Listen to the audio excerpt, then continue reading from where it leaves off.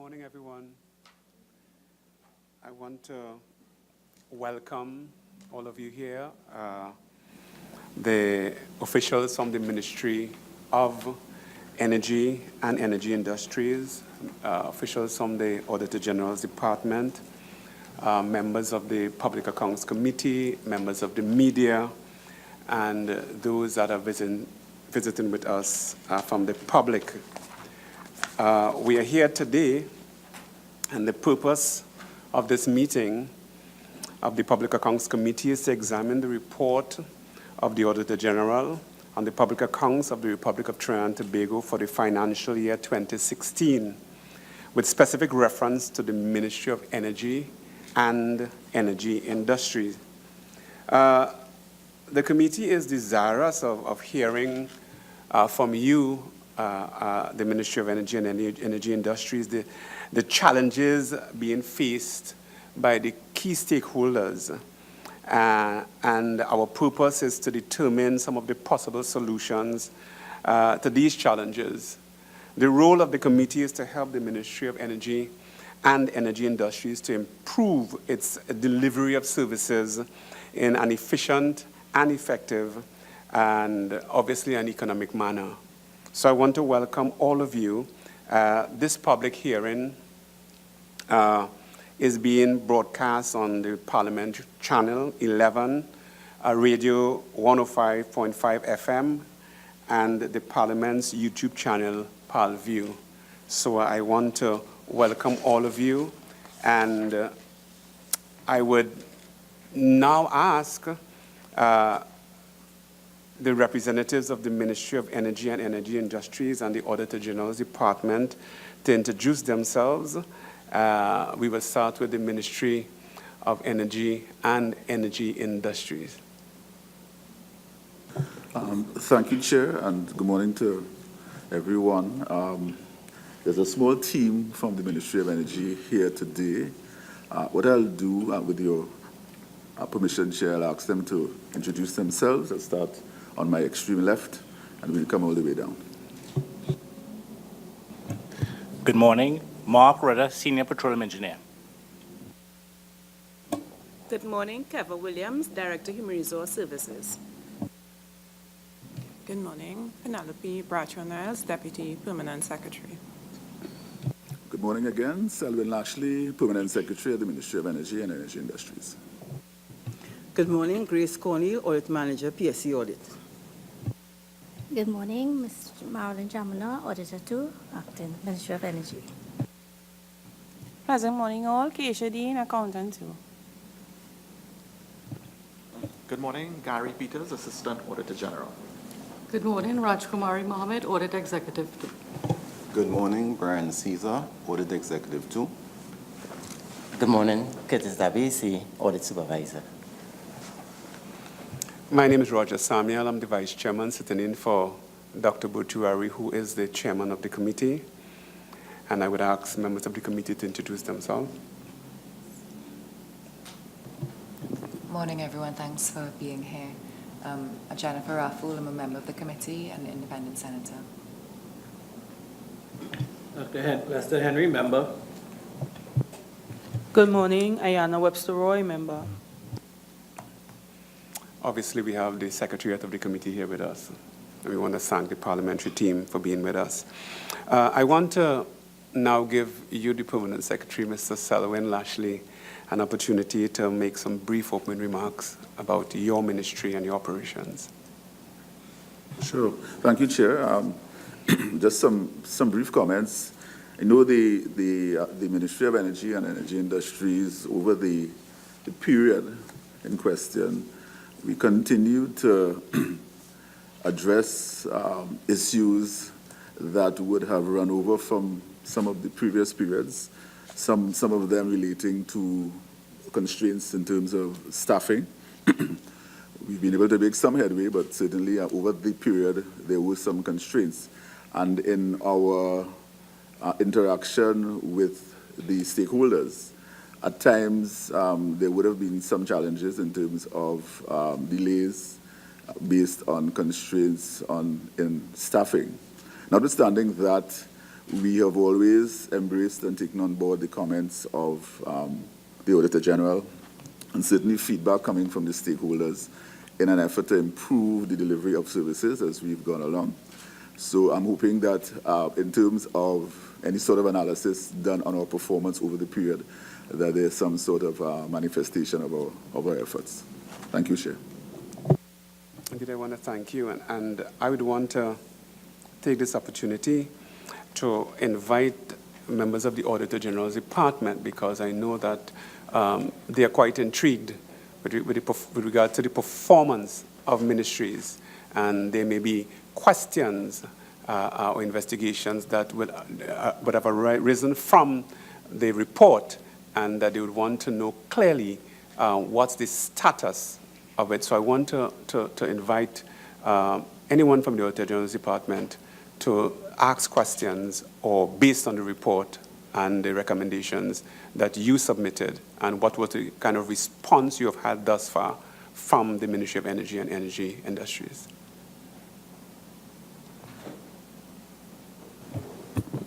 Well, Chair, generally, we find the representatives of the Ministry of Energy very accommodating to our requests, and they usually look very hard to find the answers that we need.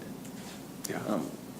But we will be doing some more during the course of this financial year, we will be doing some more in-depth investigation, if you will, from the revenue side of things. And we hope to have those, the camaraderie and the assistance continuing in that regard. Okay, thank you. Anyone but as else? of now, we have no specific questions for the Ministry of Energy. Okay, thank you very much. I want to ask, there was a serious issue that arose with regards to errors and omissions in the appropriate account. And that was submitted by the Ministry of Energy and Energy Industries for audit. You responded to us dealing with with regards to the errors and omissions, and you gave us an idea as to how you planned to approach the errors and omissions. The question is, where are you at this time? What kind of checks and balances have you implemented to ensure that the same issue does not show its ugly face again in the Auditor General's report for 2017, and that you have been able to manage the affairs effectively? What have you been doing thus far? Thank you, Chair. And in our response, we did attempt to indicate some of the measures.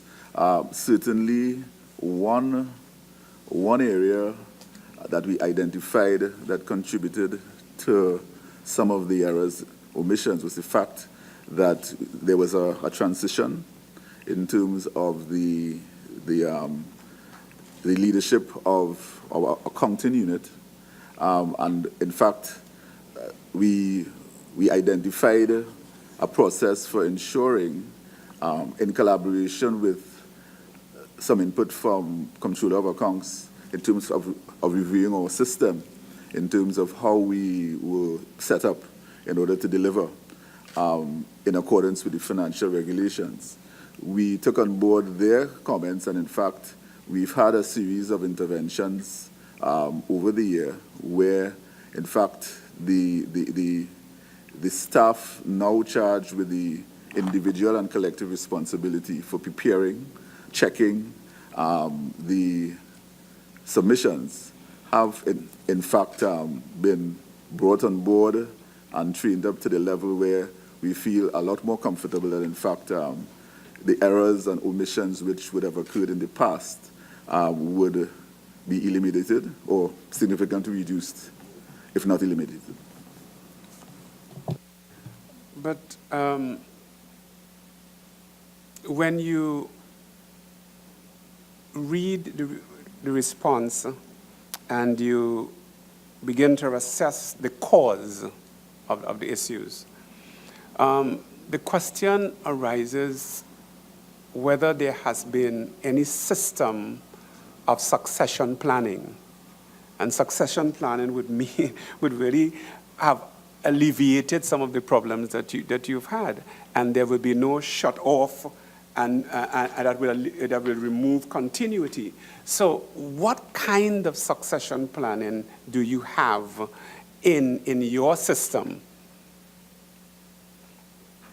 Yes, I agree with you, Chair, that some of the issues are clear evidence of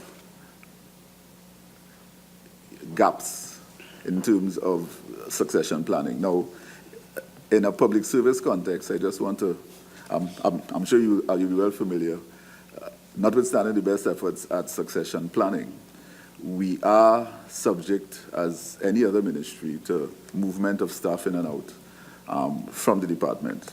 It's based on seniority within the wider public service, etc. So that, notwithstanding efforts to plan and prepare for the departure of persons, sometimes it is difficult to ensure that you have that seamless transition. Notwithstanding that, one of the things we recognize is, proper documentation, the having SOPs in terms of, ensuring that whoever will then be charged with the responsibility for a particular unit or a desk would have very clear guidelines in terms of what's expected and what sort of procedures need to be adopted. So that's something that we are putting in place, or we have put in place in some areas, and we are moving towards ensuring that, given that environment,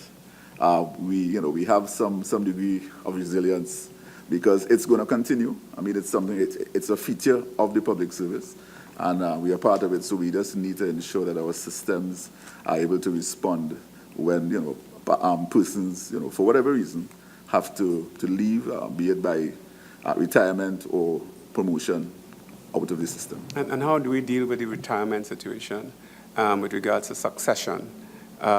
We know in advance people who are retiring in 5 years, and 10 years, and 15 years. What are we putting in place to ensure that there is succession and that these people's intellectual capacity is passed on to other staff members? If I can call out my director, HR, just to give a little brief outline, but certainly in the general context, it is something that is very, very, it's something that is taken on board across the public service now. In fact, we have submitted some information to the Ministry of Public Admin regarding our plan for succession across the ministry. So I'll allow the Director HR just to give a brief insight into that process. Hi, good morning again. As PS indicated, we did develop a succession plan that was submitted to the Office of the Prime Minister. That plan hinged on a rotation policy, which includes persons, we identify persons who are due to retire, and to have persons rotated within departments and across functions so that they can build their skills capacity and to develop the necessary knowledge and competencies to do particular jobs, so they wouldn't be stymied in a particular function, rather they be understanding different roles of various departments. In addition to that, we have been approaching the Commission to have persons who have been acting for extended periods, have them promoted to those positions, and also to fill entry-level positions. But are you saying that you're quite aware of the many persons that will be retiring shortly? Have you taken stock of it, account of it, and begin to put things in train for that when it happens? Yes, we have. As I said, that was included in our succession plan, and it's also part of our rotation policy to build that skill competency, and also that is apart from our ongoing training process where we engage persons in technical skills training. Okay, I just wanted to be clear. I heard you mention that you submitted your succession plan document to the Office of the Prime Minister. Was that supposed to be the Ministry of Public Administration, or were you correct with submitting it to the Office of the Prime Minister? That submission was based on a request directly from the Office of the Prime Okay. Minister, from the Head of Just the wanted to be Public clear. Service. Just wanted to be clear. But let's talk about your accounting unit. Because accounts is the big thing. The Auditor General responds to the effectiveness and the efficiency of your accounting unit. What is the present status when it comes to staffing? Because I know that you said that people are being shifted in and out of ministries. What's the present status? You may be able to tell us what is the ideal structure and then where the shortcomings are. Let me allow the head of our accounting unit, Ms. Dean, to just give you a sense of the current status, and then I'll ask our Director HR to give a little more detail in terms of any sort of strengthening that we have envisaged.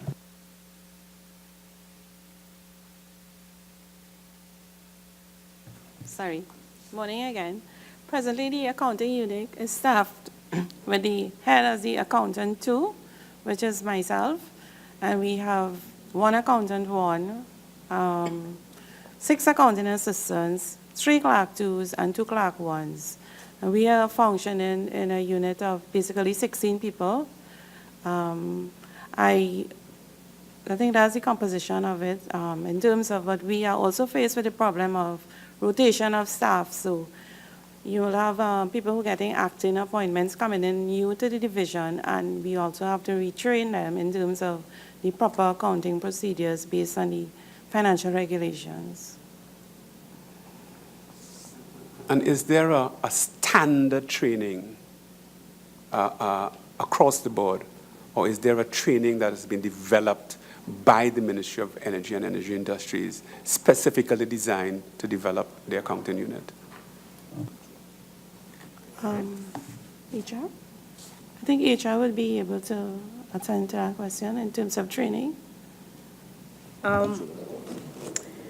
We'll be guided by the needs. We are currently in a mode of looking at our organizational competencies and our efficiencies, so we will be working with accounting for them to indicate their current skills gaps and to develop a program which will support those skills gaps. What we've been doing, though, is the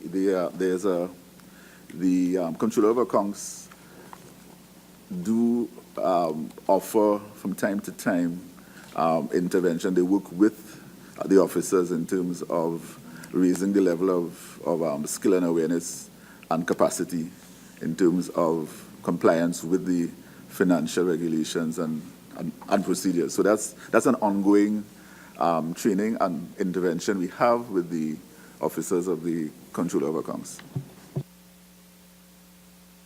I ask Mr. Peters if he has any comments. I just wanted to add that the Public Service Academy they offer structured courses in accounts. Unfortunately, only a few people per ministry can be accommodated. So all of the courses are structured and excellent. Not too many people can attend at the same time from the same ministry or department. And what's the limits per ministry? Usually 1 or 2. Okay. Okay. I want to just open.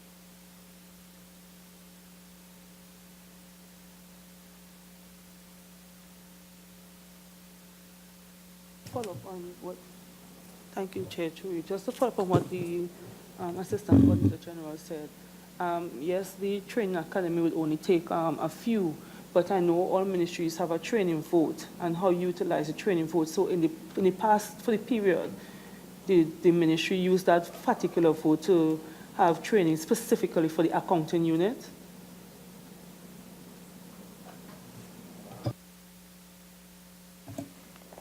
I don't have that information before me, but once the opportunities arise, we do make it available for the officers to access that training, whenever training becomes available. Just a follow-up again. Madam HR, could you tell me how much of your training vote has been utilized to facilitate training for the accounting unit? I think we'll have to pull that information and supply it to the committee. But certainly, I understand you want to get a sense of how much of the training funding has been directed towards that. We'll pull that information and supply it to the committee. By your leave, Chair. Okay, morning again, everyone. I want to give the ministry, and in particular, I guess, the PS, an opportunity to shed some light on the issue of the recruiting and that whole problem that was raised in the previous meetings about the shortage of staff and so on. How has that been affecting you, and what are the issues? Especially, we know that there's been this High Court ruling that put a little bit of a spoke in your wheel. So I would like to give you an opportunity to inform the committee of what's the state of play of that. Okay, well, as you mentioned, it is a matter that's currently before the courts. So I'm a bit limited in terms of what I want to say about it, but certainly, yeah, we know that. In a nutshell, we have been working, of course, with the relevant stakeholders, namely, of course, the DPA's office, in terms of we've been approaching them over time in terms of the filling of vacancies. What happened at the start of this year is the Public Service Commission invited the ministry, among others, to volunteer, in a sense, to assist in the whole process of recruitment, under strict, of course, guidance by the Service Commission. So I know there have been things in the press where they say that there's more power to permanent secretaries. Certainly, as far as I am aware, we are assisting the process. It's really still squarely in the control of the Service Commission. So we assisted by way of advertisement and facilitated the collection of submissions. And under the guidelines provided by the Director of Personnel Administration, we would have collated and prepared a report and submitted back to them. So that's what we've been assisting. Now, the end game was, of course, to facilitate accelerated recruitment, but certainly under the direct guidance and control of the Service Commission. So that's, in a nutshell, what that entails. Has this situation affected other ministries, or was it something peculiar to That I cannot see, but I know the action that was brought is the Public Service Association against the Ministry of Energy. So I'm not too sure if there are other actions against other ministries or other departments.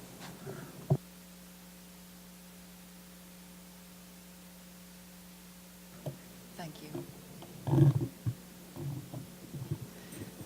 Let me start by thanking you all for your service to Trinidad and Tobago. Ministry of Energy is one of the most important ministries. I am really curious about the section about Quarry regulations. In a previous meeting, I'm not sure if it was with the Ministry of Finance or if it was with the Ministry of Energy, it came up that a lot of the quarry contractors do not have to pay taxes because it's seen as being a deterrent to the quarry industry and to growth of that sector. Is that policy still being held, or is there being a reconsideration to that? Referring to the quarry industry, well, I don't know if I'm hearing you correctly. Is it that there was information suggesting that they are not liable for taxes? I know there was an issue with royalties, and from the context of royalty payments, there are outstanding royalty payments. One of the issues involved related to the determination of the title to not just surface rights, but the title to minerals. So there may be, for instance, a piece of property where the surface rights belong to a private individual, but certainly the determination of where the mineral rights reside is something that sometimes is still under a process of determination. There's a lot of difficulty with the title searches, so that once that issue is in question, even though we would assert that there is a quantum of royalty payable, the operator would I suppose, suggest that until that matter is definitively determined, that they would not pay until that is determined that the rights belong to the state, because that's the only instance where the royalties will then become payable. Okay. So that's on the royalty side. Your question regarding taxes, I wasn't but I wasn't aware that there was an issue. My apologies. I should have said the environmental clearance, rather. That's my understanding. So how many quarry companies now have environmental clearance certificates, and is that still a requirement for obtaining a license? Well, the certificate of environmental clearance is issued by the Environmental Management Authority. In terms of what you're talking about is the bonds, the rehabilitation bonds maybe. I think that was an issue. I do recall that there was some sort of pushback in terms of the quantum, because the legislation would have prescribed certain rates based on the type and its per hectare and those kinds of things, and there was some pushback. But certainly that is something that was determined after consultation across the board, across the various agencies responsible for, in particular, environmental protection, and certainly those are some of the rates that were prescribed. So it is the law right now. We're in a process of regularizing a number of operators, and it is a requirement of getting a valid license, that in fact all these things need to be in place. Because at the end of the day, I take your point, I mean, notwithstanding the pushback from the operators, there's also due cognizance of the general public, and of course the impacts that we hear over and over again in terms of some of the negative impacts of activity. And having some of these things in place is a safeguard in terms of proper operation, and at the end of the operation, rehabilitation and return of the acreage. Thank you. So currently, is it a requirement that quarry companies do have to have a certificate of environmental clearance, or is that still in limbo and being considered? Yes, it still is, that they do have to have a CEC issued by the Environmental Management Okay. Authority. And the quarry companies that are being regularized, how many of the total quarry companies in Trinidad would you estimate still don't have that? I have to get that number for you, but certainly it's a valid question in terms of where are we in terms of bringing all operators within compliance. So I could get those numbers and submit to the If you could estimate a fraction. I wouldn't want to proffer a guess at this point, but let me get the Director of Minerals, who was supposed to be here today. He phoned in ill today, and he would have those numbers probably more at his fingertips. Okay. Sure. Thank you. As we are dealing with the quarry operators, how does the ministry verify the accuracy of the production data submitted by quarry operators? Well, the production data is submitted via a return that is submitted by the operators. When we get the returns, of course, that will be reviewed internally, and we charge our internal audit group to go out into the offices and on the site of the operators to verify the submission in accordance with because they're required to keep books as well. So they will do an audit of the books of the operator to determine whether their submissions are in compliance with that. But we've been faced in Trinidad, especially, with a tremendous amount of illegal quarrying. The public is aware of it. I've had people who have said to me that they have reported it, and in many instances, absolutely nothing is done with regards to the illegal quarrying in Trinidad and Tobago. What are your plans as a ministry to deal with the escalation of illegal quarrying in Trinidad and Tobago? Well, two things. In terms of illegal quarrying, it's illegal. Yes. Now, all reports of any activity which would suggest illegal activity not within the realms of a license or authorized activity, they are investigated by the ministry. Now, we have some constraints, of course. As you well know, the illegal quarrying activities many times occur in remote areas. Some of that activity is associated with individuals who have questionable backgrounds and who have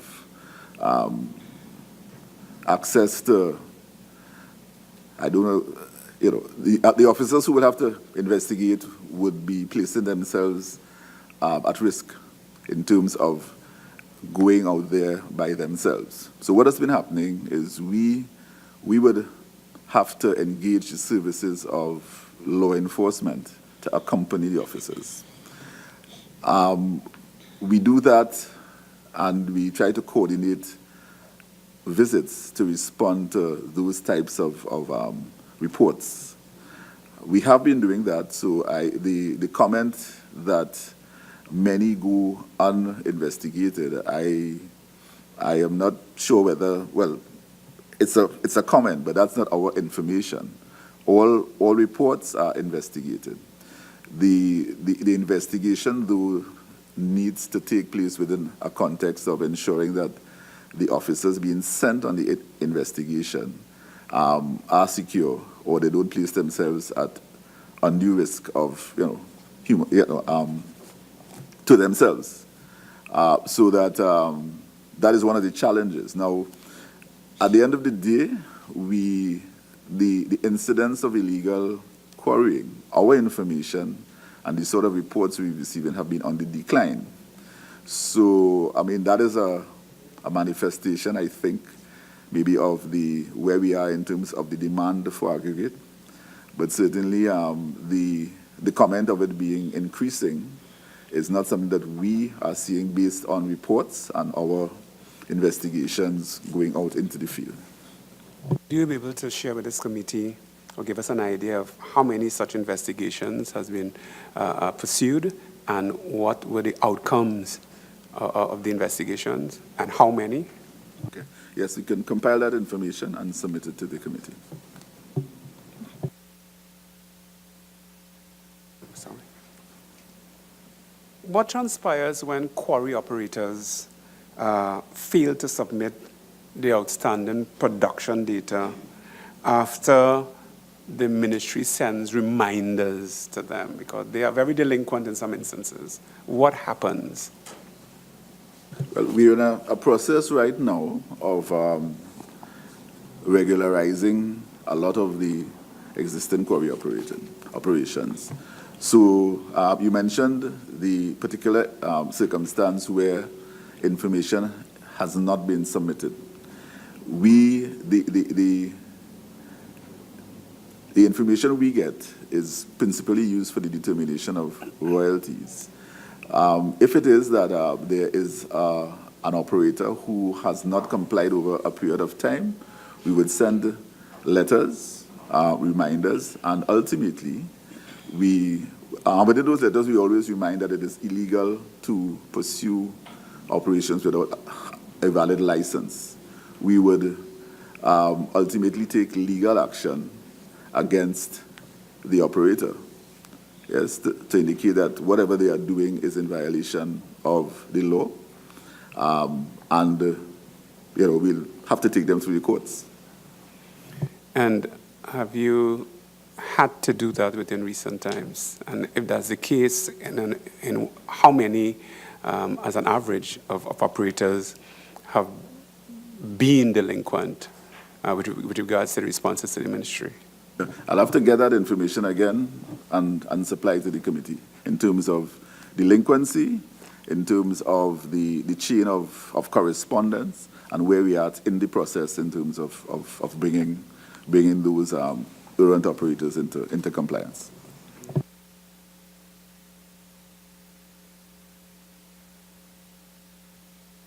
Thank you, Mr. P.S. On page 52 of the Auditor General's report, they state that no evidence was seen that oil and gas production data received from companies and used in the calculation of revenue collectible was verified by the ministry.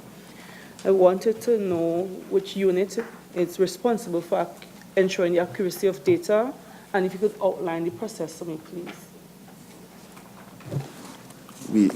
We did supply some information with the supplemental response. It's a combination of divisions or of units within the ministry. So with respect to oil and gas operations upstream, there's a division called the Contract Management Division, who has the responsibility for engaging and monitoring the operations of the upstream stakeholders. Now, the submissions, one of the requirements is routine submission of returns by operators to the ministry. The ministry would review those submissions. The engineers in the Contract Management Division, together with the engineering assistants, would compile information and do checks and balances across. So for instance, there are instances where there will be transfers between entities. There's custody transfer, so that a submission by one party can be verified against the submission by another. So those are the kinds of checks and balances. At the end of the day, the submission is for determination of the quantities of production. There's another division called the Downstream Retail Marketing Division, who actually has the responsibility, separate and apart from the contract management on a day-to-day basis, for looking at over the quarters to determine payments of royalty. So there's a reconciliation done independent of the Contract Management Division by getting information and supplying to the operators and have them verify certain particular pieces of information, just to ensure that the numbers being used in the calculation of royalties are in line with the estimates. All that information is auditable. In fact, we can audit the books of operators. We can go in and determine if there are any instances of discrepancies, determine what is the basis of the discrepancy, and bring that, correct it in terms of getting that. Now, there's one other division that is responsible for the calibration, so determining or the accuracy of measurement devices. That's the Petroleum Asset Monitoring Division, which Mr. Rudder heads, so that periodically we have inspectors, a cadre of inspectors that will go out and either perform or witness the calibration of measuring devices to ensure that they are accurate in terms of, because that is where the operator will then derive the figures that are reported back to the ministry. So this is a combination of these three divisions working at times independently, but ultimately collaborating to ensure that there's some checks and balances on the figures submitted. Mr. Pierce, you mentioned that there's the Contract Management Division will collect. How often would they do that? Is it a daily, something like daily, monthly, quarterly? How often is it done? It's a combination. The returns from the operators are required to be done on a monthly basis. That is the figures that will be used for the official figures. But there's also a daily submission that is compiled, there are preliminary figures, and checks and balances can be done on that to see how production has been varying based on the performance of wells and fields, in order to determine at the end of the day how the return at the end of the month reconciles with the preliminary figures. So there's a daily reporting in some instances, there's the monthly report every month, and then that is compiled, and that, as I said, on a quarterly basis to determine the royalties payable. Some determination is done.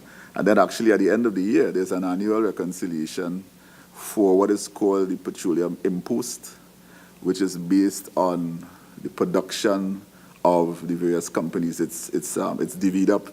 It relates to the expenses of the Ministry of Energy, where there's an allocation, there's an order done, which basically allocates a certain percentage based on production to each company. So there are checks and balances throughout several cycles, which at the end of the day contribute to the determination of accuracy.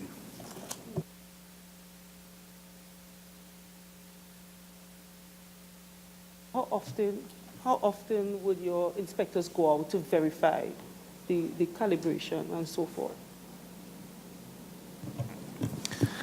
The inspectors in the measurement unit, in the Petroleum Asset Monitoring Management Division, we look at various companies on a set frequency. However, in terms of the calibration for units, it depends on the type of meter system that they use. Metering systems are normally calibrated on a monthly basis. So really, we cannot be at every single calibration conducted by the company because of that set frequency that they have.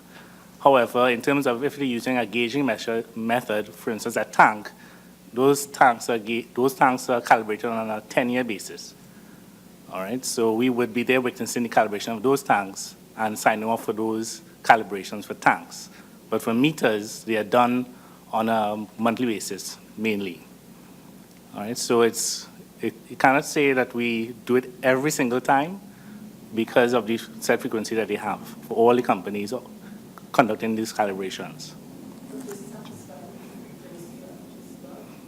I'm not satisfied with frequency because, as stated in the report, the amount of inspectors we have in the measurement unit is about 2 persons. Normally, we would need about 5 persons in the unit to satisfy at least some sort of proper audit of the systems. But we currently only have 2, and at times we would have 1 on the basis of persons being on vacation and whatnot. So we have focused mainly in terms of prioritization in terms of the oil side of the business based on the value of oil to the economy of Trinidad and Tobago. It might be fair to assume that we may be losing out at some point. If we only have 2, we need 5 to verify.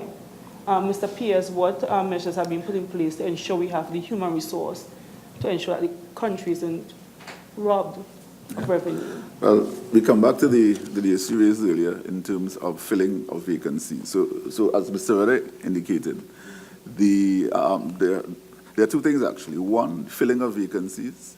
One of the positions advertised were the positions of petroleum inspectors. As I mentioned, that particular process is under question by a legal action raised. And it is something that we have been asking the Service Commission to fill because of the importance. In addition to that, we recently went to Cabinet with respect to the restructuring exercise of the ministry, expanding the cadre of, among other positions, inspectors, engineers, etc. And we expect that when those positions are approved for filling, we would want to fill them as soon as possible. But again, in light of the recent action, we go through the process, and as soon as we have the clearance to go ahead with certain procedures, we will proceed post-haste. Mr. Lashley, as the accounting officer, are you satisfied with the overall process in terms of data verification and monitoring? And if you're not satisfied, do you have any recommendations? Well, ultimately, the verification process, one of the areas I see we can strengthen is integration. So we have separate units doing particular functions. There's value in the separation, of course, because you really want to ensure that the parties responsible for verification of particular items don't, mix with others. But at the end of the day, when you do a reconciliation in a holistic way, there needs to be an improvement in terms of how we integrate information from the various units into a whole. So I even went, we are moving as far as when we do periodic reserve audits, which go right back to the subsurface. One of the things we're looking at is seeing how we integrate the results from a reserve audit, which is normally done by an independent third party, to see how that will be reconciled with the figures we get on an ongoing basis. But of course, that's going to be done post facto, but certainly it will provide some sort of assurance that, in fact, what we've been measuring, what we've been reporting on, is accurate based on the estimates of the resources in place. PS, it is one thing to be short-staffed. It's another thing to have a mechanism to take the data as to what impact the shortcoming has on the operations of the ministry. I'm reading from the issues that you've had with the calibration problems, that a log is not maintained to reflect the queries raised by the contract management unit with operations and with operators and the resolutions made. If there are no records as to, I'm going back to what Mr. Rudder was saying, the shortcoming of staff and the impact, how many units are not calibrated within a period of time as a result of the shortcomings, what is it costing the nation?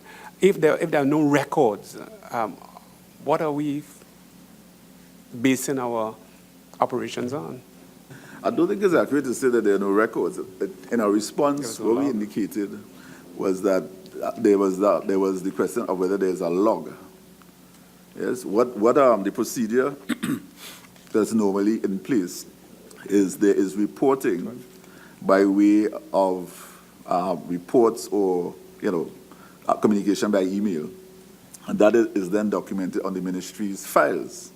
So with respect to a particular issue raised, until that matter is resolved, you would have a trail of the interaction leading to the resolution of the particular issue.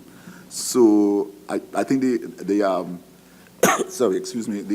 question of a log, I think the answer to that is no, we don't maintain a log. I mean, it's a suggestion, which of course we'll take on board. Yeah. But certainly just reporting on what the current practice is or was, that is actually what takes place. And the reason why I sort of broadened the scope of the log or the reporting mechanism is that, if I were to ask Mr. Rudder, based on the shortcomings of staff and the inability to do the kind of calibrations that you would like to if you were full staff, what impact it is having on the ministry's reporting mechanism? Are we losing based on that? And how are we to now justify, whether it is 5 you need, 6 you need, 10 you need, what it is that you have recorded that you could say, well, as a result of this, we are unable to calibrate, and as a result of our inability to calibrate, this is what it's costing. These are the losses. These are the situations. Just, is the question directed to Mr. Rado? All right, well, I may allow him just to say a few words. Okay, when I said that the in terms of the ministry being able to witness, the calibrations are conducted, as I said, at a frequency normally on a monthly basis. All right, the calibrations are conducted by the companies, and they would hire independent company to conduct the calibration. So it's not that the calibrations are not occurring; they are occurring. However, it's just that whether the ministry is there to witness that it is being done. The ministry does not conduct the calibrations. The ministry witnesses the calibrations and signs off as witnessing. If the ministry is not present, the ministry would not sign off the tickets, but it will be signed off by the operator and the contractor. So there is a record which the ministry can appropriate from the companies in terms of those calibrations that were conducted for the units. But because you don't witness it. We would have witnessed it, yes, correct. Okay. All right, but they are occurring, all right? In terms of the amount of calibrations that are occurring, in terms of my calculation, and in terms of frequency, I don't think, as you rightly said, whether we have 5 inspectors in the unit, we'll be able to witness all. Okay. I'm saying that we will not be able to witness all, even if we have 5 inspectors. So I think what we have to look at is in terms of an auditing function and not actually witnessing every single one taking place in and around the country. Okay, thank you. I want to, Dr. Tiwari. All right, thank you very much. Good morning, everybody. I'll start with quarries, and then I want to get to some of the issues related to oil. Here you have the information, operational quarries with licenses 9, and then you have others whose licenses have expired, which are much, much larger, 35 and then 47. From how many of these quarries are you now receiving revenue?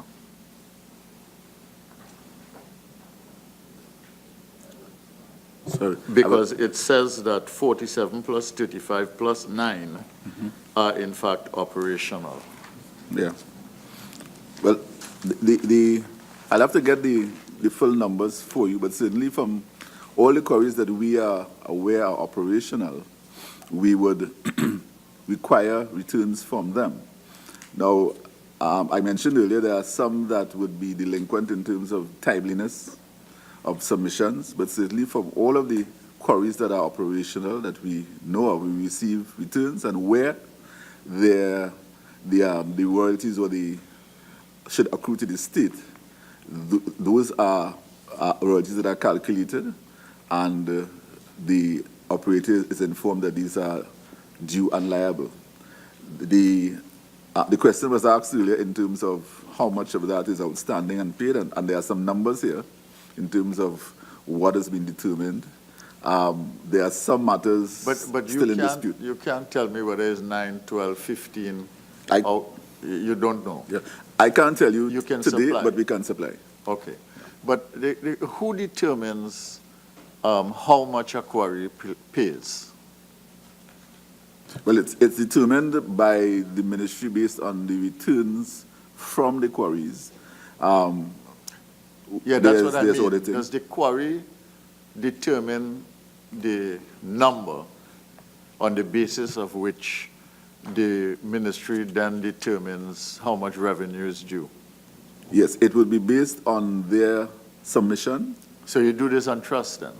Well, to a certain degree, but it's followed up by an audit of their books. How often is the audit? The audit is conducted every 3 months. Every 3 months you do an audit, and how do you verify, how do you raise the possibility of discrepancies, and how is that resolved?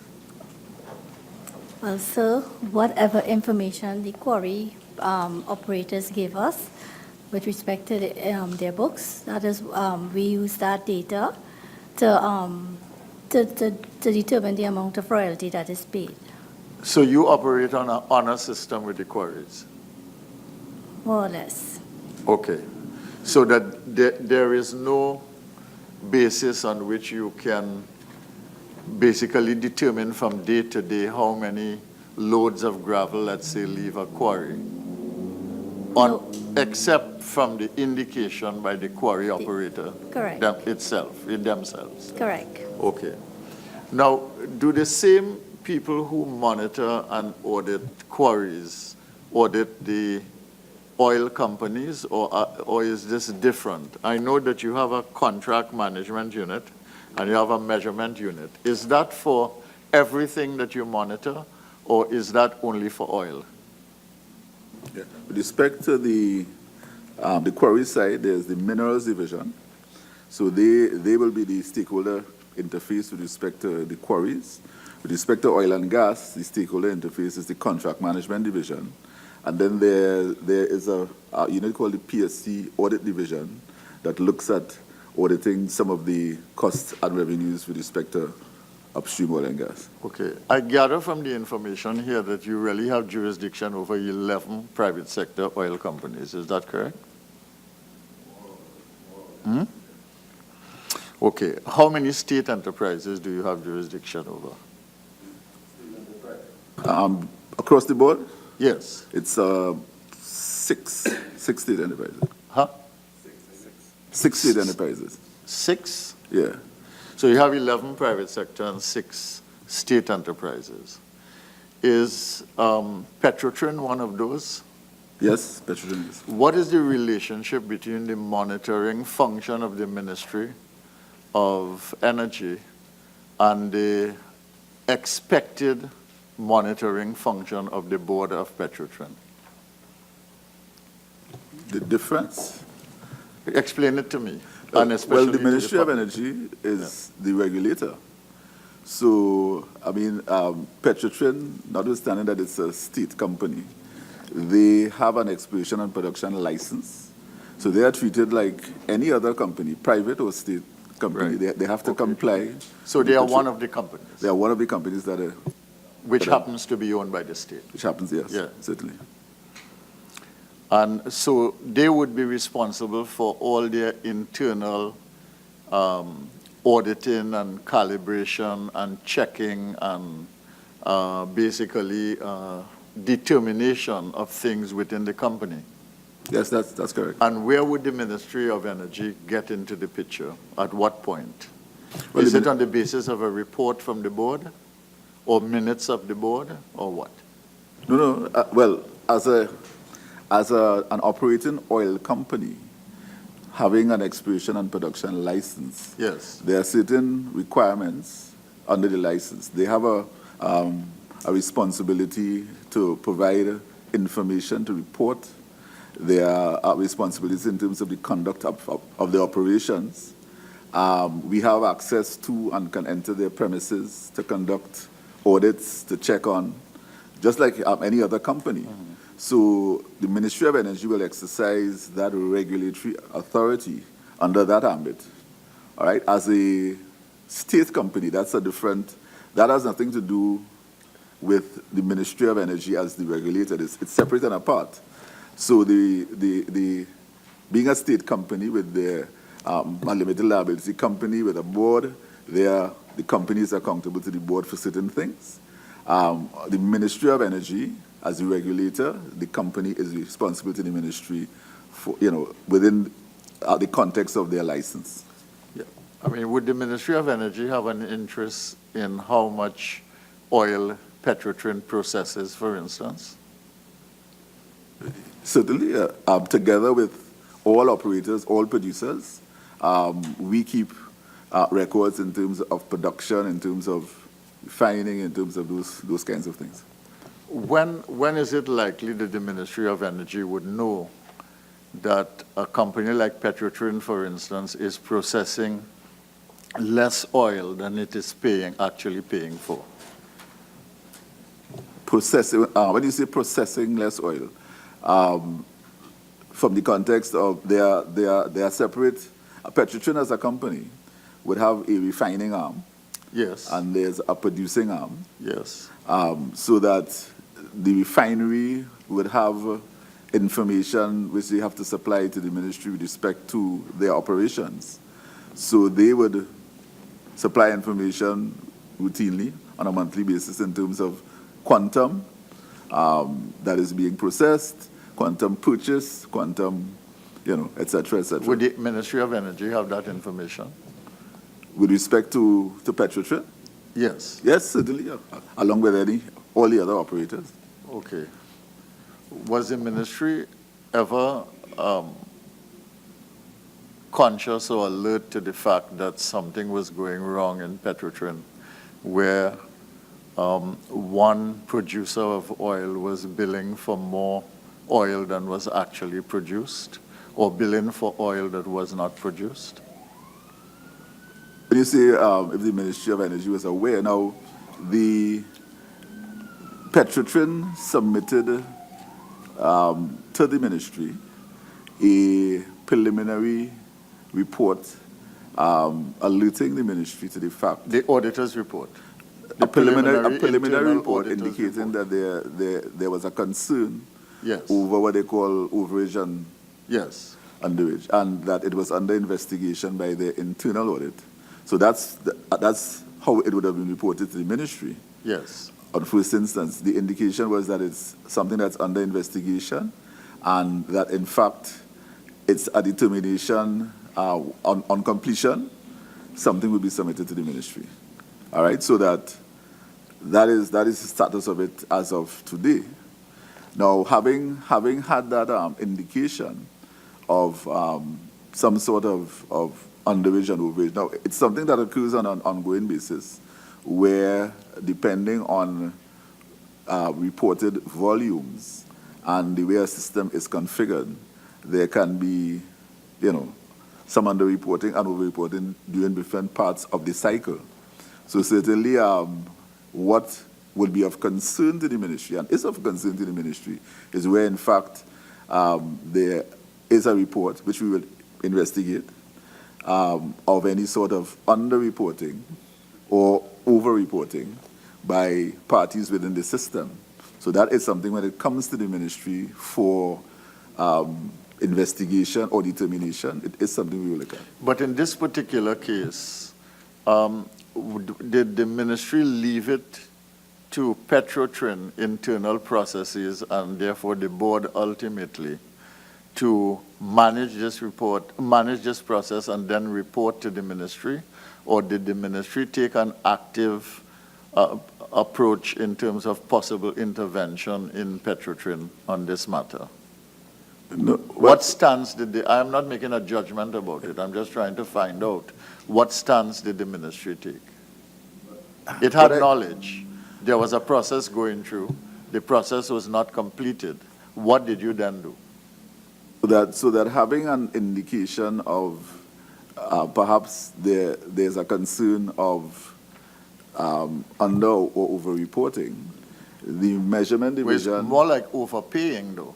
Well, that is another dimension. Yes. But certainly, let's deal with the volumes first of all. Yes. From a ministry standpoint, the ministry would have returns submitted by the company, that is Petrotrin, with respect to production, various fields, etc.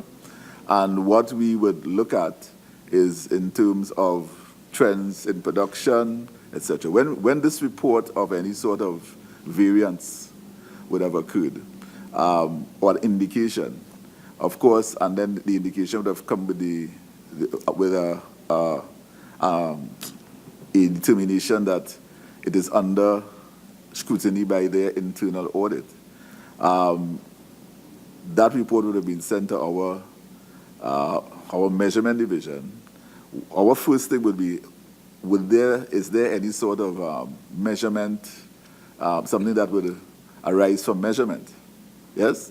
So that is something which, on an ongoing basis, we would look at. But when we get the report, and certainly the issue of the quantum, the issue of the parties involved, the issue of who would have signed off on what, those are some of the things that, of course, we will query into to determine, in fact, if there's accuracy or there's lack of accuracy with respect to the reported volumes. All right. Suppose the preliminary findings of the audit report turn out to be fairly accurate.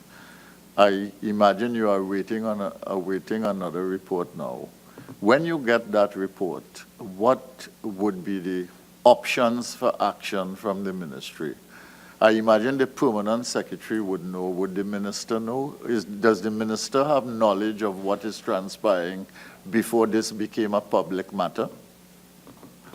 Just to my, to my knowledge, let me just let you, the preliminary report had no details. There's a report circulating right now in the public space. Those details are part of a final report, which is still to come to the ministry. That is still to come to the ministry? It is still to come to the ministry. So you have no knowledge of that report? Apart from what is circulating in the public space, all right? So that, because the preliminary report would have just indicated there's an investigation ongoing. It would have indicated that, and the genesis of it would have been oil received at the refinery and oil sent out or shipped out by production. Drilling into that is what the internal audit report would have been doing, and that is what would have come to the ministry, or would come to the ministry eventually. Could you speculate on why the report has not come to the ministry if it's all over the place? No. Well, I cannot speculate, but certainly there's a process, as I understand it, where within a company, if something is sent for investigation by internal audit, there's a process coming through the company before it is made. It goes outside the company. So that's where we are. So except for the public exposure of this report, you did not have knowledge as permanent secretary of this report prior to its dissemination in the public domain? Not at all. You did not? No, sir. And the minister did not? I can't speak for the minister, but it wasn't submitted to the ministry officially. Okay. The process of official submission to the ministry would be through the board? Or would it be through the CEO? The submission of what in particular? Of an official report to the ministry. Yes. What I can tell you is the preliminary report, there was an indication from the president that there was a matter being investigated, and that at the end of it, something would come to the ministry. So the expectation is that something will come officially from the company to the ministry, based on the findings of any report. And the ministry will then, of course, based on that information, do further investigation in terms of... Now, Petrotrin, there has been a hiatus between boards at Petrotrin. A board resigned, and then you had the appointment of a new board. Is that correct? Well, there is a new board in place now. Yes, but prior to that, what happened? Well, there would have been a previous board in effect, and when there's a change, there would be a process of appointment, revocation, and appointment. So I'm not too sure what you describe as a hiatus. But how much time transpired between the exit of one board and the appointment and the taking up of office, the instruments being passed on to the other board, new board? That I cannot answer. That will have to be answered by the corporation, Ministry of Finance. They are the ones who would have issued the letters of appointment and letters of revocation. But you are the permanent secretary and you are on the new board. Would you not know?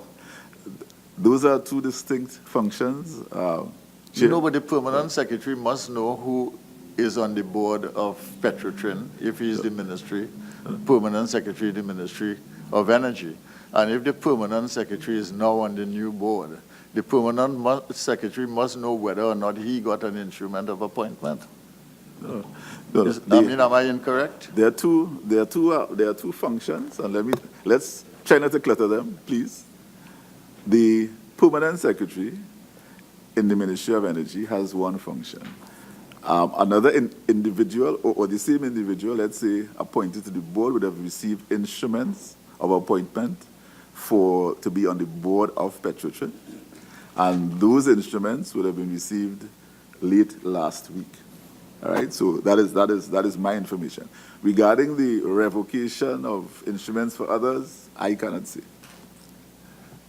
Okay, you would not have known about that.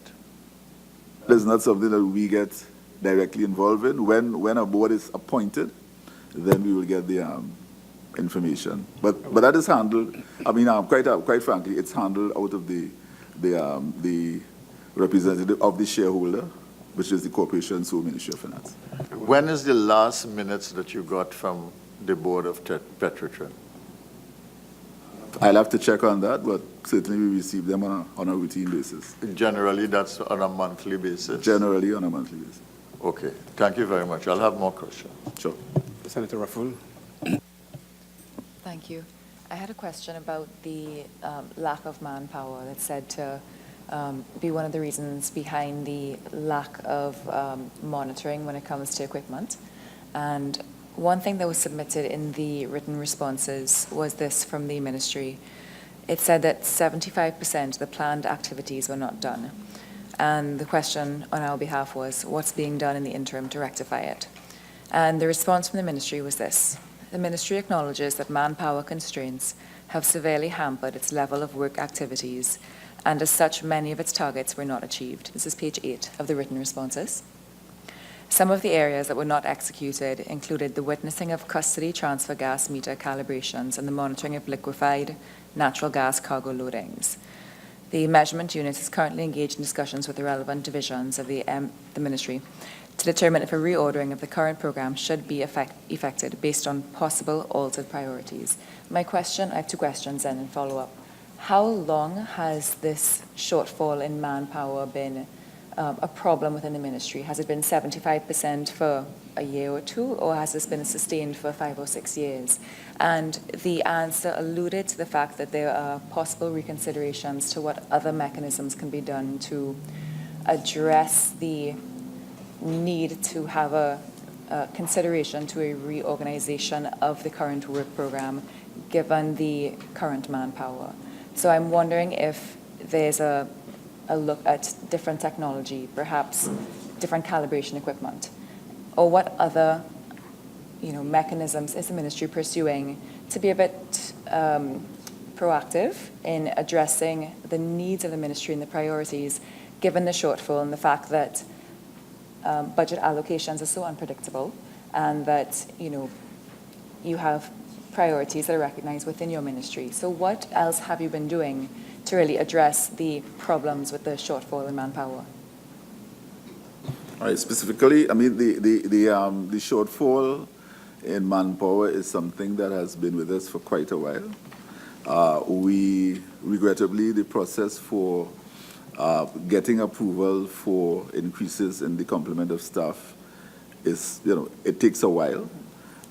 We are at a stage where we've made some progress, but there's more progress to be made. Given that situation, as with any organization, what would have been done is identification of priority areas for deployment of your existing resources. You mentioned as well the employing different technologies in terms of, technologies that require less personnel, but certainly you still are able to achieve some of the objectives in terms of monitoring, in terms of verification, in terms of calibration. Those are some of the things we have looked at. And in fact, not only ourselves, but the companies themselves as well, in terms of upgrading their systems, which would assist with better use of technology, one. But at the end of the day, you are charged with optimally utilizing the resource that you have at the material time.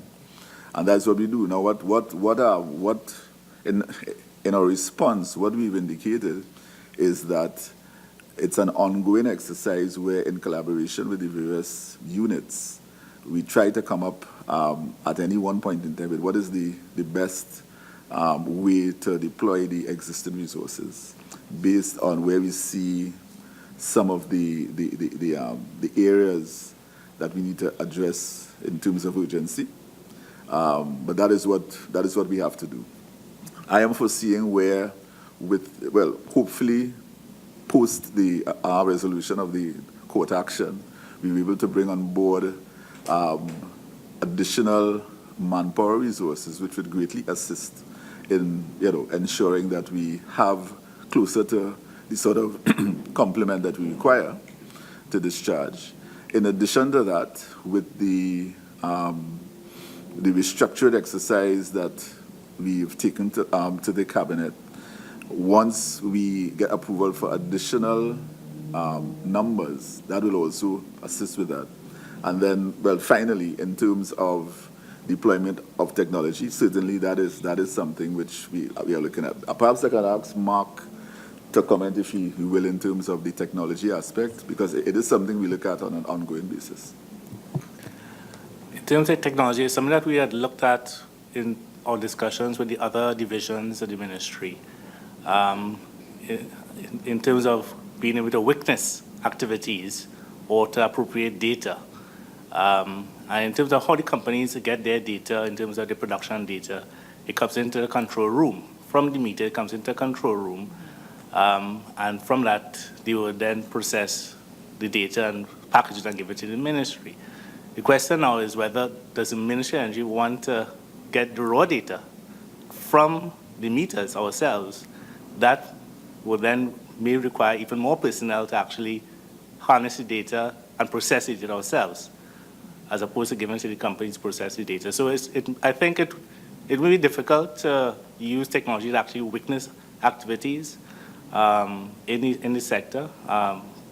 But it's something we're looking at. We had some meetings in the past couple of months, and something we're looking at to see how we could optimize and prioritize the work that we do in terms of areas that are more challenging, areas that bring more value to the country in terms of revenue. So we're actually restructuring our program in tandem with the contract management division and downstream retail marketing division in terms of, because they're the ones who look at the revenue, they look at the figures, we just look at the instruments. We're trying to marry all the parts together to optimize it currently. Okay. But it's something we're looking at. Can I ask 2 follow-up questions? I'm a bit unclear as to how a change in technology that would make it easier to read or come straight to your office, how that would make it require more personnel. Is that because it would be more expertise? So there would be an increase in manpower skills needed to then deal with that change in technology? So that's my first question. And second question is there a timeline attached to these considerations and these deliberations? Yes, it would involve an increase in manpower because it will be taking data not just from one company, all the companies operating in Trinidad and Tobago, the Petrotrins, BPs, and so on and so forth. Currently, we get the data from them, but if we have to do it ourselves, we'll have to get the equipment, and the equipment will have to be deployed in such a way that we are harnessing the data from all the companies, and then processing that data and packaging the data in a form that we will then use to calculate revenue. That will also require manpower as well. Thanks for clarifying. Yes. The timeline? We are working with a timeline currently probably by within the next couple of months. We're working in terms of, we don't want in terms of our reporting to Auditor General, in terms of their interviews. We're trying to make it by the next fiscal year to have a new program in place in terms of our priorities for looking at how we deal with the revenue aspect in terms of measurement and production. So we're looking at the next couple of months, but we are taking it company by company, all right? Analyzing each company, the details in terms of the instruments, production, and we so far have gone through a couple of, probably 1 or 2 companies so far. But we're taking each company on its own, and in each session that we have, in order to rationalize this whole system. So we're not just looking at yes, it may have an issue with maybe Petrotrin, but we're looking at each company, all companies on the oil and the gas side. Okay. And just to clarify, you said there's 12 private sector companies, 8 state-owned entities, and over 30 quarry companies. We can get the actual numbers to verify, but certainly in terms of the volume and scope, if that's the line of questioning, we need to ensure that when we move towards a system that's more automatic or technology embracing, that in fact captures all the stakeholders. Yes. so that when we receive the data, interrogate the data, audit, that in fact it's part of one integrated system. I have another question, if that's okay with you all. As a follow-up, I think it was the Vice Chairman, Senator Samuel, was saying that it seems as if it's an honor system in the sense that each company self-reports. It's not necessarily a bad thing if they're being honest. What are the penalties if they are caught being dishonest? And do you think that the penalties as existing in the law, the regulations, are harsh enough, or do you think those should be changed from the legislative standpoint? Well, the penalties under the Petroleum Act involve revocation of licenses. There is the power of what's called restraint, where you can levy on property to recover any sort of amounts outstanding. So those are some of the measures. In terms of fines and penalties, given in relation to any sort of what is the word?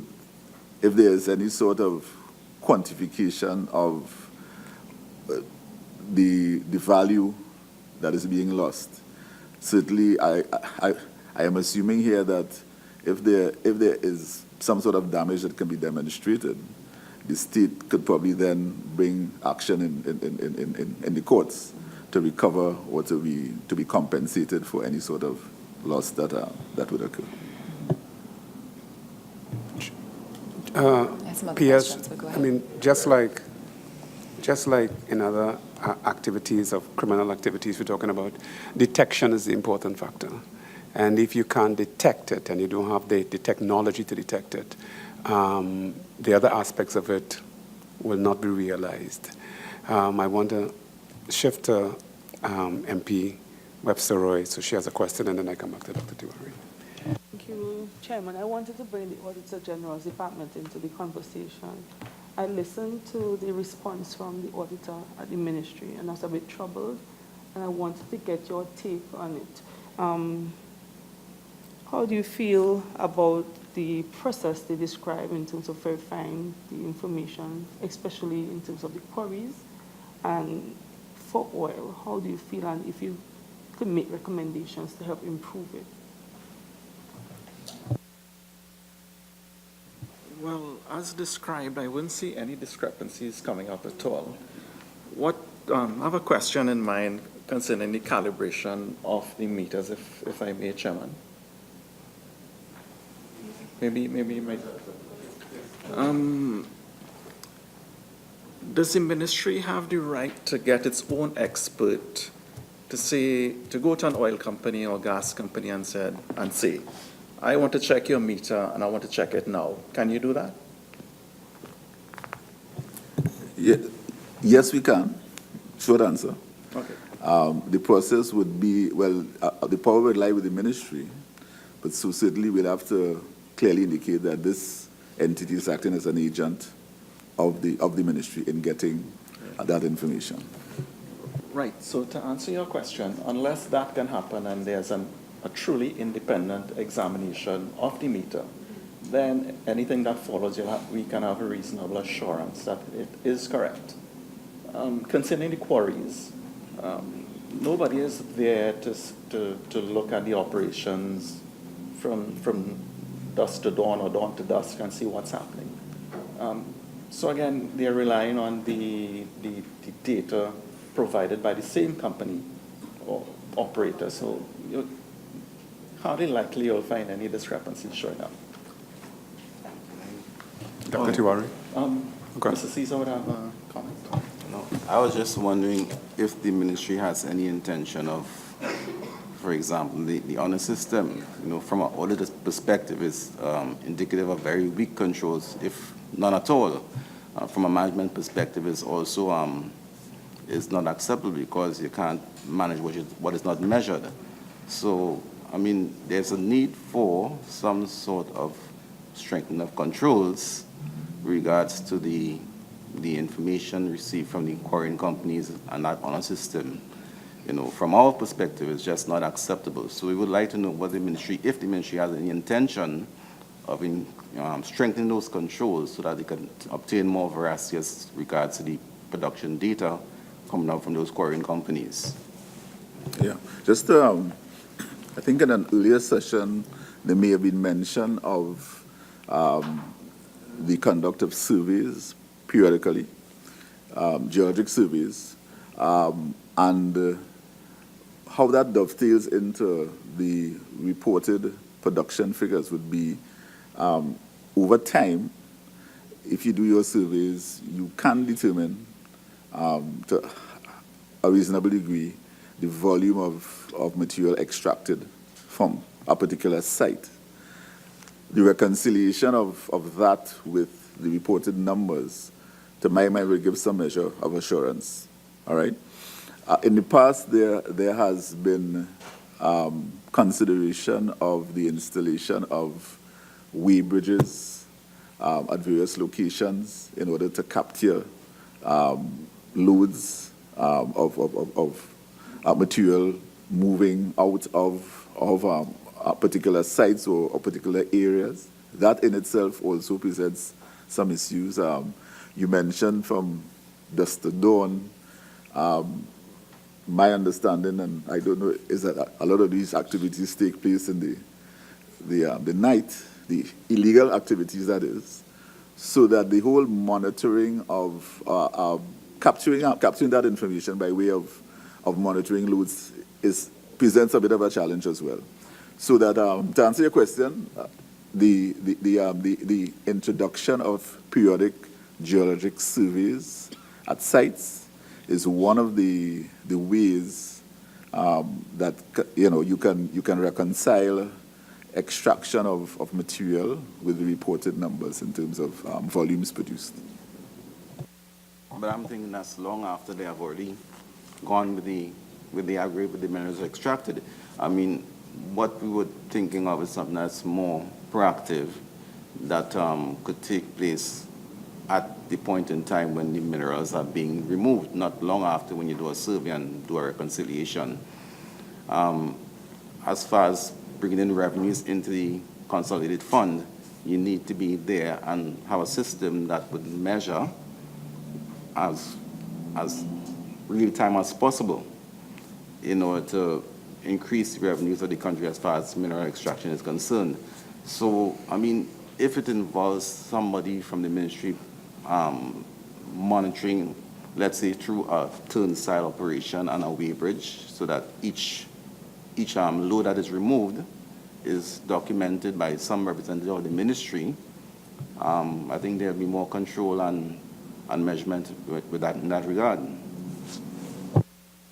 It's a suggestion which we can take on board, but I pointed out that that is something which has been looked at in the past, and again, it's just another way of introducing a check and balance in the system. I suppose once you have a series of checks and balances, every element in that whole construct will, of course, add a level of assurance. P.S. Quarrying and the entire energy sector is nothing new to Trinidad and Tobago. And we're now in the 21st century. And we are discussing things in the 21st century that, to me, should not be discussed now. As a matter of fact, we should be thinking about how we could advance the technology and how we could take it into a different direction.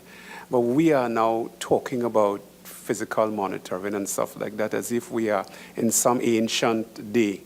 It tells me from what I'm hearing that we are still backward with regards to how we operate.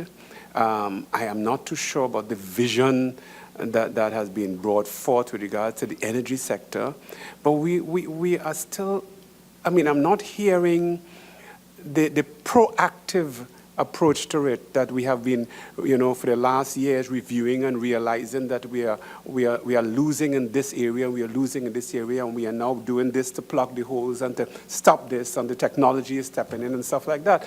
I am still, left in the air as to how effective we are, how efficient we are, and what we are doing consistently to get it right.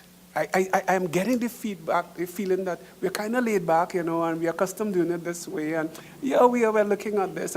I mean, illegal quarrying is nothing new, but we are no closer to solving it than we were years ago. And we're still talking about where we may have to implement checks and the thing and employ people here in the 21st century. And I'm getting the feeling as if we are still lost somewhere, Mr. P.S.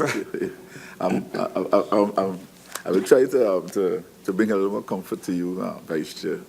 The utilization of technology. So, for instance, I mentioned the whole aspect of doing surveys. Now, one of the projects that's currently underway, in collaboration with the Commissioner of State Lands, who has responsibility for state lands, is ensuring that we do these surveys utilizing technology. You mentioned up in the air, the introduction of and use of drones, which would, of course, allow for an improvement in the frequency, some of the completeness in terms of getting information, and the periodicity in terms of conducting these surveys over areas that are under active exploitation. So, for instance, if you can fly a drone over a particular quarry that's in operation on a monthly basis, you can get information regarding the progress of extraction, which you can then, utilizing the mapping techniques, determine this is the sort of quantum of material that has been removed over time, and then reconcile with the reported the returns from the operator. That sort of reconciliation, utilizing some of the technology, that is what is being undertaken right now. In fact, we're in the process of sourcing the provider of, the instruments with the sort of accuracy that can allow for those types of surveys to take place.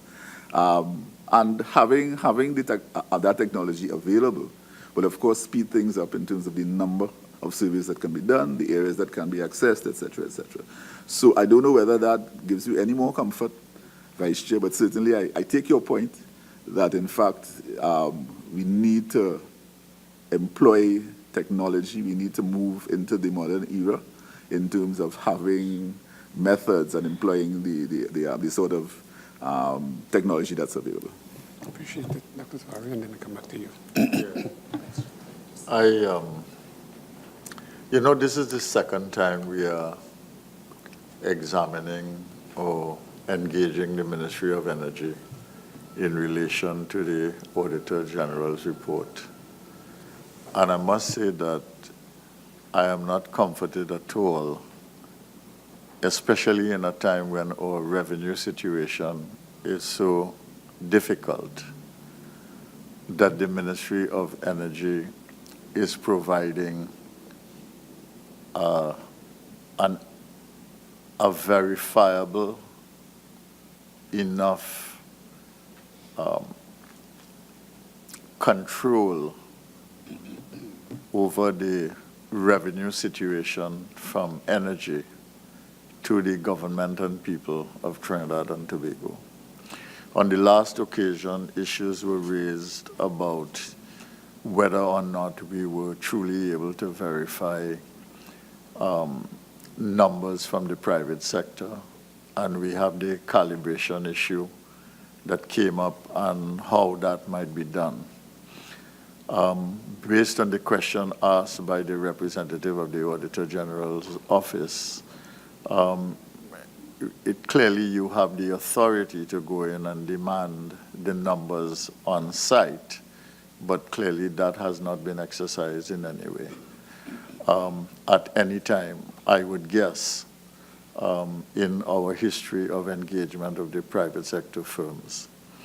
In the situation of Petrotrin, I don't know how much calibration is done there, for instance, for the producers who sell to Petrotrin, or whether calibration is required, and whether there is, in fact, any witnessing of that calibration in terms of Petrotrin. But if there is, then that raises another question about how things could go so awry, and we only end up when the matter becomes a scandal. And then you have the situation with the mines, that's to say with the quarries, where there is an honor system that really cannot be managed and monitored except by Quarry when you go to audit every 3 months. So you're looking at prime assets in this country, quarries, all right, vital to the construction and building of everything on the face of the earth in Trinidad and Tobago. You're looking at oil from the local, for the foreign producers in Trinidad and Tobago, over which we have oversight but no real control. You're looking at production from local suppliers to the state oil company, which we seem not able to have control over. And we have had recurrent in the energy sector questions about the smuggling of diesel in the energy sector. Now, when you look at that and you look at the revenue situation in Trinidad and Tobago, and you look at the measures for revenue generation, including taxation on both businesses and ordinary citizens, and you look at the losses in the state enterprises, which the recent audit report suggests is a reality, and you look at the potential for not being able to truthfully verify all the oil on which taxes are to be paid by the private sector. I mean, I think this is a major cause of worry for Trinidad and Tobago. And the question really arises, I mean, is the Ministry of Energy really equipped as it should be to do the work that is required of a small state that happens to be an oil and gas producing country at a time when these resources are being depleted, at a time when the price is low, and a time when the revenue challenge for Trinidad and Tobago is perhaps the worst it has ever been for a long time. And I find all of this very, very disturbing. And I think the casual nature of the conversation is, in fact, to me, even more disturbing. I wonder if I could not ask the Permanent Secretary in the Ministry of Energy to try to fast-track the report that is due on this matter that has now become a public issue in Trinidad and Tobago. And on the basis of that report, if it is in alignment with the audit report, that we ask for a taxation audit on the producer who has undersupplied and been overpaid in this particular instance.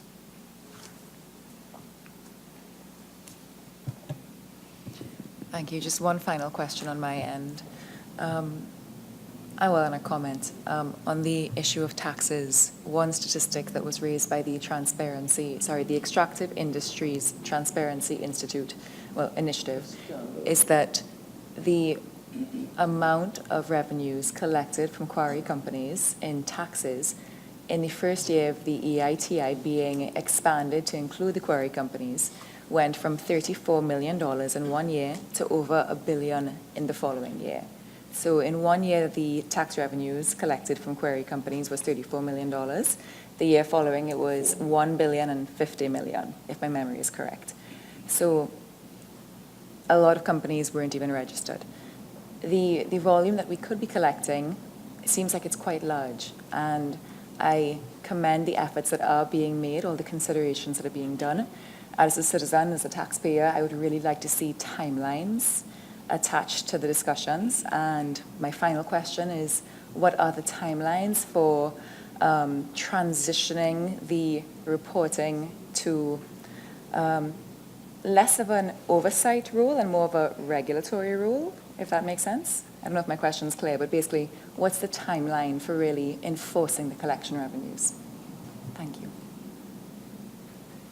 Just to answer your question and maybe take it back a bit, in terms of, I'll start with probably with the quarries side of it. You did mention the EITI report and the suggestion in terms of taxation, taxes being, again, the numbers, of course, would go with the sort of volumes coming through the system in terms of the demand for aggregate at the time, in terms of projects, etc. But certainly we recognize, and I hope it wasn't misunderstood, when the internal audit was saying things are done on a quarterly basis.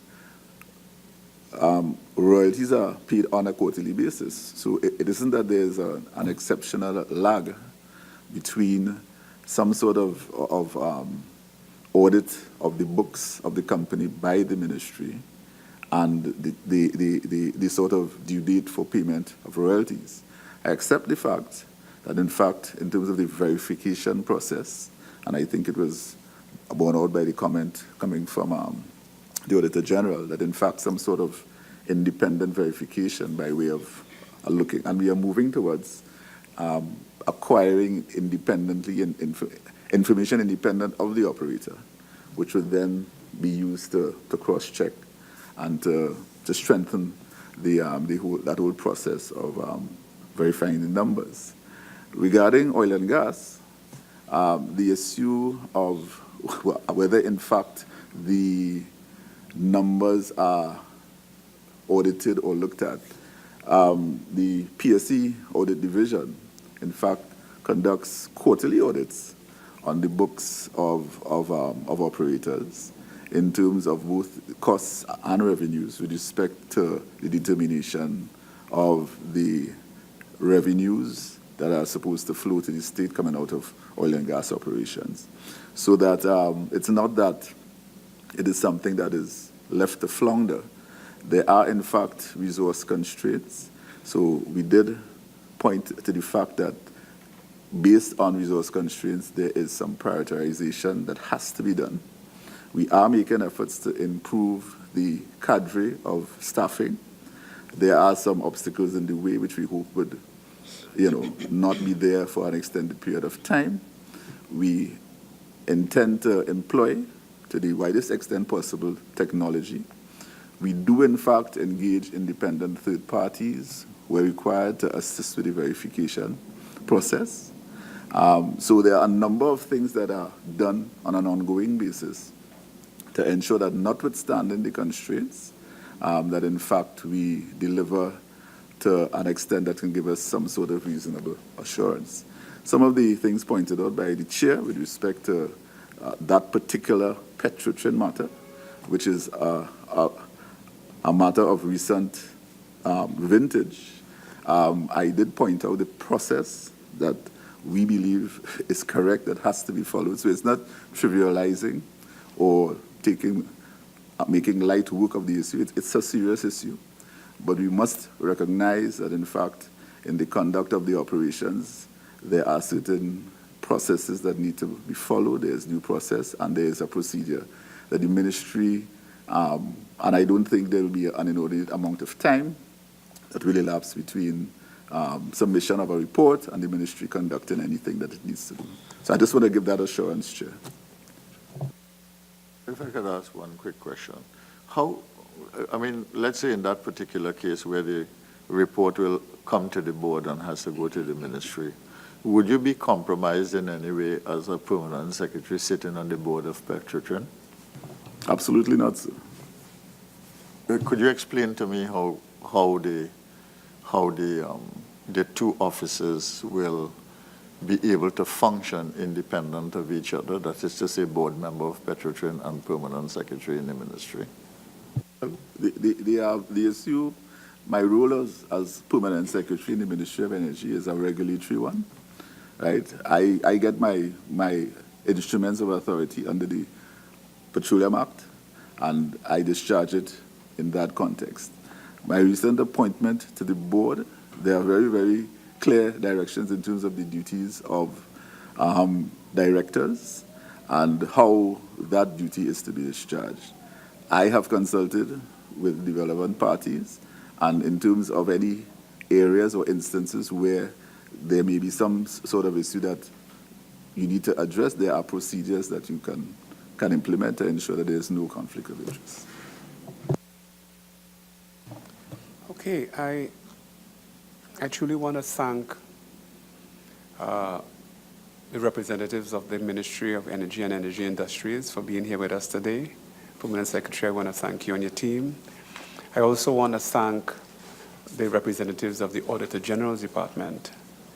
And I want to offer you a 1-minute window to make some closing remarks. I'll go to first UPS, and then I'll come to the Auditor General's Department.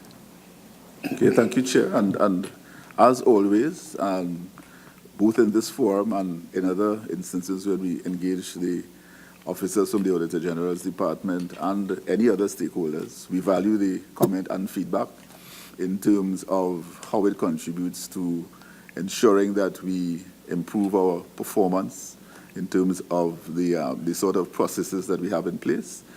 Because at the end of the day, we are all here to discharge these responsibilities on behalf of the people of Trinidad and Tobago. So I welcome the opportunity to be here today, myself on behalf of the team.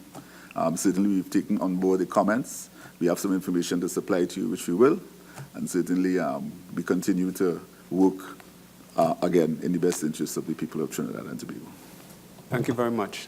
Representative of the aid. Thank you, Mr. Chairman. What we have seen today clearly demonstrates that we have a lot to do on both sides, from the Auditor General side and the Ministry of Energy. What transpired here will certainly be factored into our future work at the Ministry of Energy. We will use it to the fullest extent that we could. From my standpoint, we always use the acronym PUSH, and from where I stand, that is to pray until things happen. But I want to ask you to push until it happens. The reason for that is that your sector is critical to where we go as a society and as a nation. And if you get your act right, and if you get it the way it ought to be, and up the ante, as they say, I think other areas will benefit and the country will move forward as it ought to move forward. So, but I want to thank you, but I want to encourage you. Please push. Please push. With that, I want to thank the members of the media. I want to thank those that sat with us in the public sit-in and the public area. I want to thank the team, members of the committee. I want to thank the Secretariat. And it is my pleasure to suspend the sit-in at this point in time. Thank you very much.